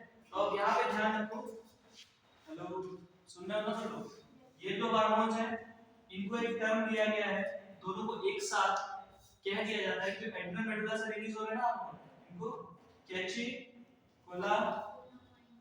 कैटेकोलामाइन्स, ठीक है। अमीन्स के नाम ही पता चल रहा है कि ये जो ग्रुप है ये कॉमन होगा इनमें, ठीक है, इसीलिए इनको एक पर्टिकुलर टर्म दे दिया गया है कैटेकोलामाइन, ठीक है। अब देखो एक होता है क्रोमोफिल सेल्स, ठीक है, सेल्स का नाम ध्यान रखना, ये तुम्हारे एड्रेनल मेडुला में होते हैं, एड्रेनल ग्लैंड में होते हैं, ठीक है, उसमें भी एड्रेनल मेडुला पार्ट, इनका डायरेक्ट कनेक्शन होता है किससे, एसएनएस, जो तुम्हारा दिमाग में एसएनएस है, नाम फुल फॉर्म बता सकते, अरे देखो पढ़ के आई यार, थोड़ी कॉन्फिडेंस हो गई, सोमैटिक नर्वस सिस्टम, ठीक है, तो जब तुम पढ़ोगे तो ऐसी ही आवाज निकलेगी, ठीक है। तो ये क्रोमोफिल सेल्स है, इनका बस नाम याद रखो, कहां होंगे, तो एड्रेनल मेडुला में होंगे, ये डायरेक्ट कांटेक्ट में होंगे सीएनएस, सोमैटिक नर्वस सिस्टम, ठीक है, क्लियर है ना, ठीक। इसीलिए अब देखो ये इनसे जुड़े हुए हैं, तो क्या कह सकते हैं हम लोग, जो एड्रेनल मेडुला है, एड्रेनल ग्लैंड है, ये इसी की एक एक्सटेंशन है, बड़ा हुआ रूप है, ठीक है, तो एक्सटेंशन है एसएनएस का, ठीक है, इतना कहा जाता है। फिर ठीक है, बस 2 पॉइंट और लिख लो, एड्रेनल मेडुला तुम्हारा खत्म हो जाएगा। पहला बात है इनके आगे लिख लो कैटेकोलामाइन, किताब में देख लो, नहीं तो हम स्पेलिंग बताया था, CATE, इतना शौक होके देख रही है।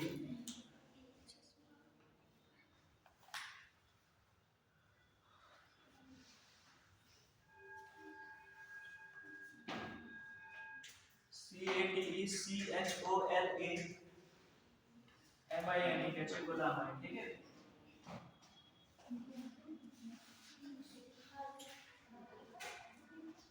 देखिए फिर लिखो adrenal medulla, simply extension of SNS, adrenal medulla simply a extension of SNS because of its chromaffin cells, connection with SNS, chromaffin cells connection with SNS, ठीक है। ये इतना इंपॉर्टेंट पॉइंट है नहीं, लेकिन तुम्हें पता होना चाहिए क्यों, कहां से क्या हो रहा है, ठीक है, इसके लिए इसको लिखवाया गया। पॉइंट तुम्हारा जो इंपॉर्टेंट है वो यही है कि fight and flight emergency hormone, इसीलिए इसको इमरजेंसी ग्लैंड कह रहे हैं, ठीक है। फिर अब इसमें देखो होता क्या क्या है, ठीक है, तो जो हार्मोन कर क्या है, तुम्हें क्या लगता है, तुम्हें डर लगता है, तुम्हें क्या क्या होता है, धड़कनें तेज हो जाती हैं, ठीक है, सांसें भी जल्दी जल्दी आने लग जाती है, ठीक है, और फिर और क्या हो सकता है, रोंगटे खड़े हो जाते हैं, पाइलो इरेक्शन कहते हैं इसको, ठीक है, रोंगटे खड़े होना पाइलो इरेक्शन, ठीक है। तो ये सब चीजें लिख लो बोथ हार्मोन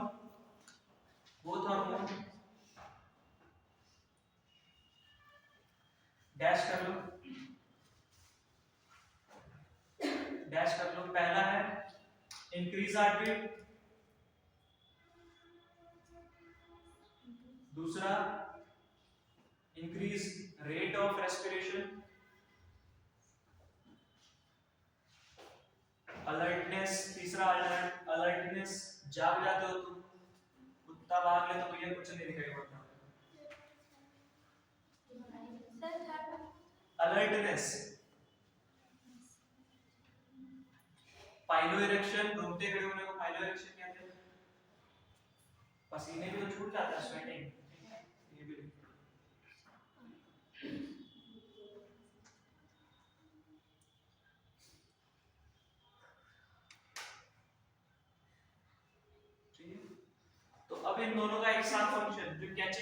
हार्मोन्स है ना, एड्रेनलिन और नॉन एड्रेनलिन, इनका एक साथ फंक्शन क्या होता है? जो लीवर में फूड हमारे किस फॉर्म में स्टोर होता है? ग्लाइकोजन, ठीक है। तो ये क्या करता है? ग्लाइकोजन को ब्रेक करके ग्लूकोज बनाता है। कोई दिक्कत है इसमें? काम क्या है कैटेकोलामाइंस का? ग्लाइकोजन को ब्रेक करके ग्लूकोज बनाएगा। ग्लूकोज बनाएगा तो ब्लड में ग्लूकोज बढ़ जाएगा, ठीक है। तो ग्लूकोज होती है शुगर, तो ब्लड शुगर लेवल बढ़ जाएगा, ठीक है, या मेंटेन करेगा, ठीक।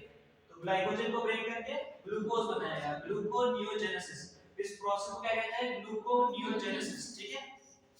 फिर लिपिड और प्रोटीन भी तो होते हैं, लिपिड और प्रोटीन इनको ब्रेक करता है, इनको क्या करेगा? ब्रेक करेगा, ठीक है। तो लिपिड और प्रोटीन को ब्रेक करेगा और ग्लाइकोजन को ब्रेक करके ग्लूकोज बनाएगा, ठीक है। ये भी कैटेकोलामाइंस का फंक्शन है, इसको नोट में लिखोगे, ठीक है। यही मेन फंक्शन है इसका, लिखो catecholamines.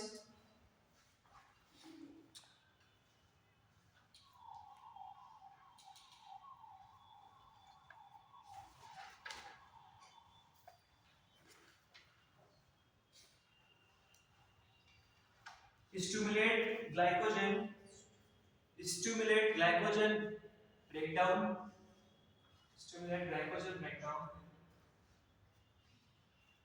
resulting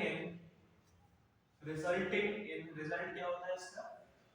increased concentration of glucose in blood, and also breakdown of lipid and protein.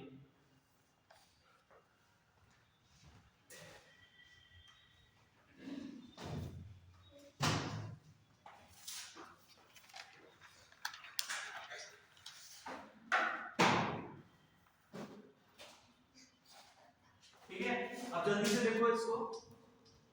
ये जो है कॉर्टेक्स है ना, ये टिश्यूज के बने हुए हैं, इनमें सेल होंगे, सेल की लेयर्स होंगी। तो ये 3 लेयर्स होती है इसकी, कॉर्टेक्स की 3 लेयर्स होती है। जोना रेटिकुलरिस, जोना fasciculata, जोना ग्रैनुलोसा, क्या है? ग्रैनुलोसा क्या है? ग्रैनुलोसा, सॉरी, ग्रैनुलोसा, ठीक है। समोसा ग्रैनुलोसा, ठीक है। ग्रैनुलोसा वैसे लिख देता हूं, थोड़ा सा मेंटल हो गया। ग्रैनुलोसा, ग्रैनुल वाला जो है वहां से आएगा, ठीक है। ये इनर, सबसे इनर लेयर है इसकी, ठीक है। क्या ग्लोमेरुलोसा? यस, वही तो।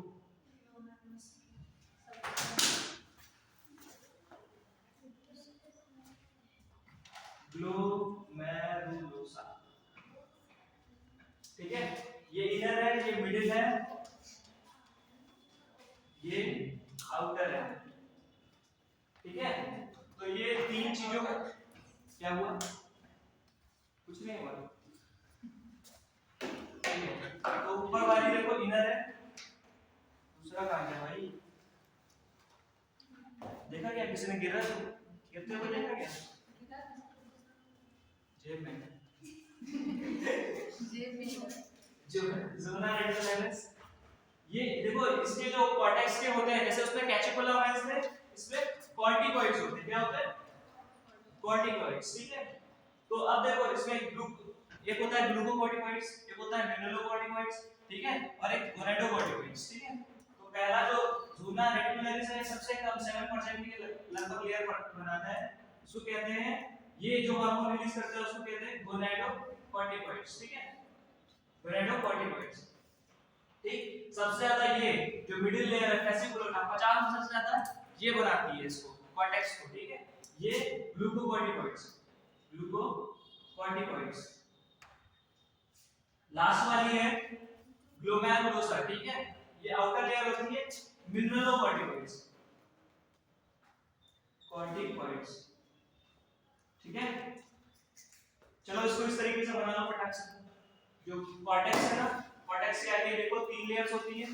कॉर्टेक्स की 3 लेयर्स हैं, इनर, मिडिल, आउटर, गोनाडोकॉर्टिकॉइड्स, ग्लूकोकॉर्टिकॉइड्स, मिडुलोकॉर्टिकॉइड्स। फटाक से बनाओ।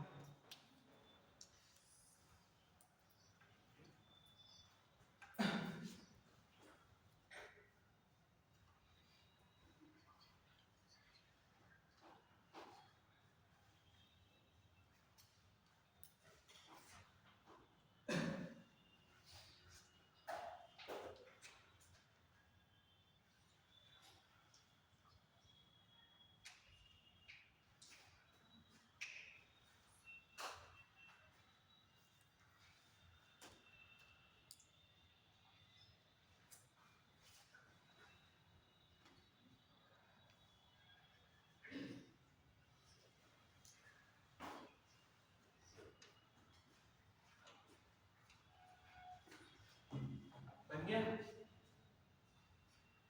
सर इनर के साथ मिसकर सर क्या लिखा है? इनर के बाद सर अच्छा ये गोनाडोकॉर्टिकॉइड्स, जो हमारे गोनाड्स हैं उनसे जो निकलेंगे सेल्स, वो गोनाडोकॉर्टिकॉइड्स।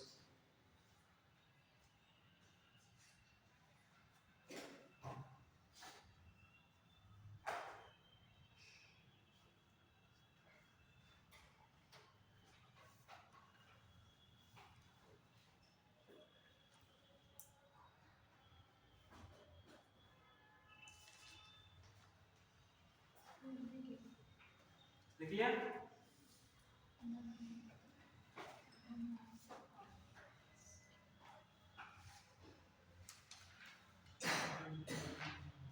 लिख लिया?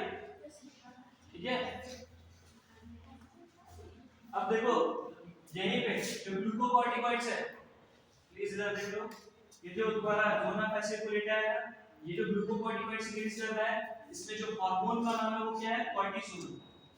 क्या नाम है? कॉर्टिसोल। ये इसका मेन हार्मोन है तरीके से, सबसे ज्यादा काम कॉर्टिसोल करता है। ठीक है, कॉर्टिसोल का काम है मेटाबॉलिज्म ऑफ कार्बोहाइड्रेट। हमारे फूड में कार्बोहाइड्रेट होता है ना, तो उसका यूज करता है, उसका मेटाबॉलिज्म करता है। ठीक है, एक तरीके से क्या पाचन वगैरह जो होता है उसका कार्बोहाइड्रेट का, वो सारा काम ये करवाता है कॉर्टिसोल। ठीक है, तो एड्रेनल कॉर्टेक्स का ग्लूकोकॉर्टिकॉइड कॉर्टिसोल जिसे कह रहे हैं, ठीक है, वो क्या कर रहा है? मेटाबॉलिज्म ऑफ कार्बोहाइड्रेट कर रहा है। ठीक है, इसके साथ साथ ये जो फंक्शन तुमने अभी पढ़ा था, क्या पढ़ा था? ग्लूकोनियोजेनेसिस करा था, ग्लाइकोजन का ब्रेकडाउन ग्लूकोज का बनना, वो काम भी ये करता है कॉर्टिसोल। यहाँ ठीक, कॉर्टेक्स का ये कॉर्टिसोल भी वही काम करता है, सेम काम। ठीक है, इसके बाद आ जाता है, इसके बाद इसमें मिनरलोकॉर्टिकॉइड्स, इसमें एल्डोस्टेरोन पढ़ा था तुमने, एल्डोस्टेरोन किडनी वाला, लास्ट में रेगुलेशन ऑफ किडनी में पढ़ा था एल्डोस्टेरोन। वो जो मिनरलोकॉर्टिकॉइड्स है एड्रेनल कॉर्टेक्स का, उसका ये मिनरलोकॉर्टिकॉइड्स का जो हार्मोन है उसको एल्डोस्टेरोन कहा जाता है। ये क्या कर रहा था वहां पे? किसी चीज का एब्जॉर्प्शन कर रहा था। किस पार्ट में एब्जॉर्प्शन हो रहा था? डीसीटी पार्ट में एब्जॉर्प्शन हो रहा था क्लास में। ठीक है, वाटर और इलेक्ट्रोलाइट का एब्जॉर्प्शन, Na का एब्जॉर्प्शन हो रहा था। ठीक है, पोटेशियम और फास्फेट को छोड़ा जा रहा था। ठीक है, तो ये जो काम है वो एल्डोस्टेरोन कर रहा था। ठीक है, इसका काम पता चला कॉर्टिसोल का ग्लूकोनियोजेनेसिस, ग्लाइकोजन को तोड़ के ग्लूकोज बना रहा था। साथ में क्या कर रहा था? प्रोटीन, और क्या था? प्रोटीन के अलावा क्या था? लिपिड, इनको तोड़ रहा था। ठीक है, ये कॉर्टिसोल का काम है। एल्डोस्टेरोन का काम reabsorption of Na sodium ions और क्या? वाटर फ्रॉम द यूरिन, और पोटेशियम और फास्फेट को निकालना। ठीक है, एड्रेनल कॉर्टेक्स क्लियर हो गया। इसमें भी अभी कॉर्टिसोल, कॉर्टिसोल जो थोड़ा सा कॉम्प्लेक्स है, इसको हम लोग कल पढ़ेंगे आगे। ठीक है, कॉर्टिसोल के थोड़े और फंक्शंस हैं। क्या हुआ? कुछ बोलिए। कोलेस्ट्रॉल को सर ब्रेक डाउन करेगा। हाँ, कोलेस्ट्रॉल को ब्रेक डाउन, क्या कार्बोहाइड्रेट्स का है ना, कार्बोहाइड्रेट्स का है, कोलेस्ट्रॉल में कुछ। ठीक है, कार्बोहाइड्रेट्स को, कोलेस्ट्रॉल नहीं, कार्बोहाइड्रेट्स। ठीक है, खाने में कार्बोहाइड्रेट्स होते हैं, कोलेस्ट्रॉल हमारी बॉडी में होता है, फैट में कोलेस्ट्रॉल होता है। ठीक है, लेकिन ये कार्बोहाइड्रेट को करेगा ब्रेकडाउन, मेटाबॉलिज्म करेगा उसका। चलो लिख लो, ये लिख लिया, adrenal cortex secrete hormone called corticoids, ऊपर वाला कॉर्टिकोइड्स। ठीक है, लिखो adrenal cortex secrete hormone, adrenal cortex secrete hormone called corticoids. इसको याद करना तो इस तरीके से चार्ट बना के याद करना कि कौन सी लेयर कौन सा निकाल ली है, ठीक है। Adrenal cortex secrete hormone called corticoids. जो मेडुला निकाली थी उनको क्या कहते थे? मेडुला जो निकाल ली थी उनको लोग क्या कह रहे थे?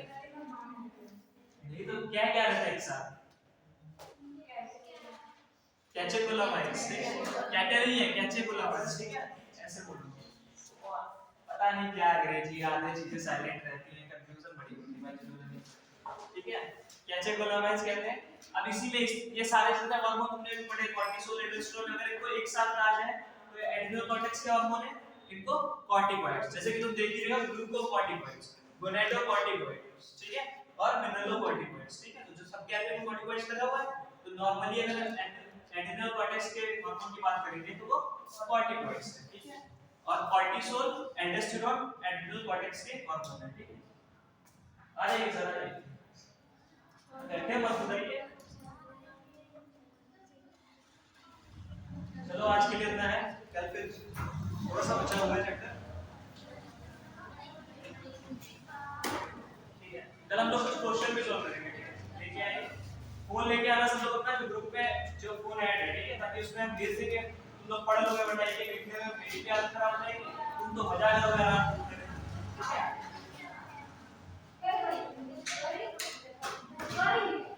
आइए सर, फोटो फोटो हो जाए तो जाएगा नहीं।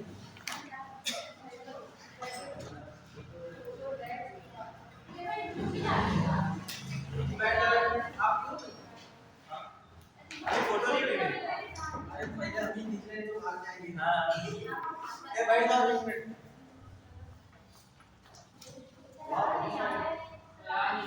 आ जाओ, अरे हम आना चाहिए।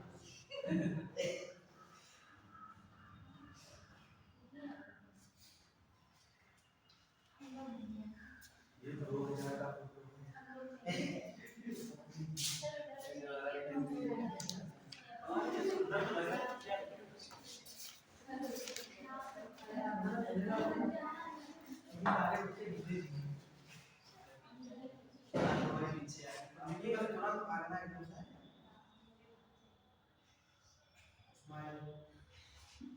ऐसा लगता है कि बहुत कुछ बड़ा अच्छा है, अभी तो 4 साल और चल रहे हैं, कोई जाएगा नहीं साथ में,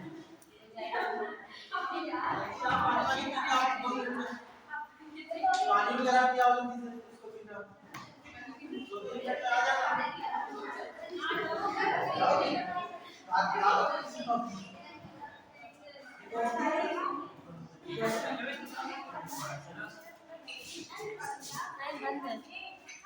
बंद कर दिया उसने।